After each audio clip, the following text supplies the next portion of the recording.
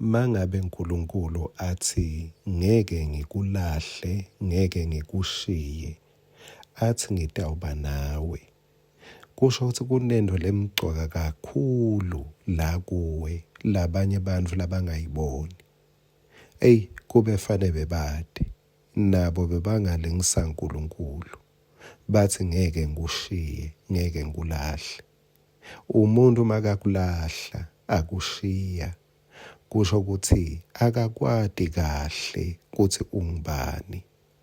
Ngisho ungenalutho, uNkulunkulu uthi ngeke ngikushiye, ngeke ngikulahle.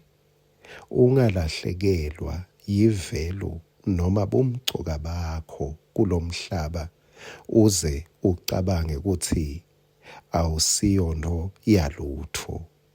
Ulutho lolukhulu kuNkulunkulu noma ungenalutho wena. Nasi ngwasakavuka uhle.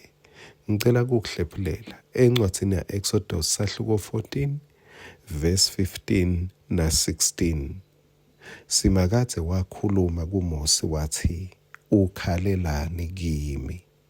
Tshela ema-Israyeli kuthi akachubekele embili. Phakamisa induku yakho, uyengamise etikwelwandle, emanti atakwehlukana ekhathi, kuze sive sema-Israyeli sewele lwandle, sihamba emhlabathini lowomile.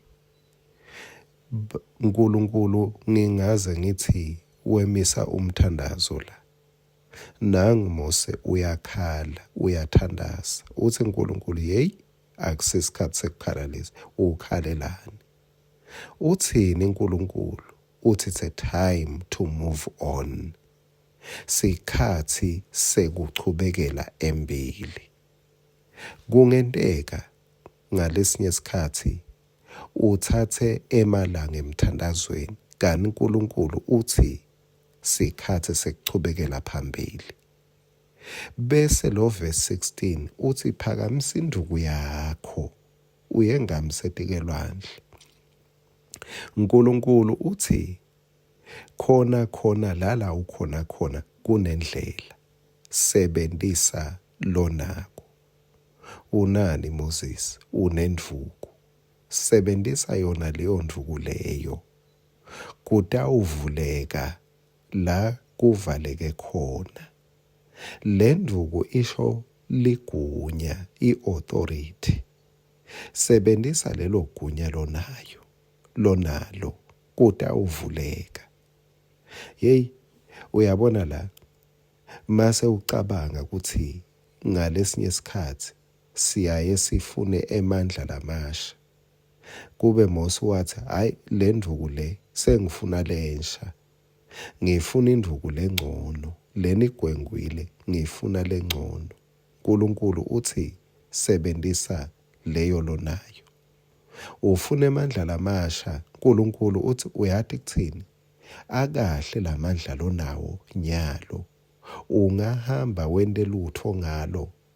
uNkulunkulu ukhuluma kuMose, ukhuluma kimi, uthi yekela kukhala.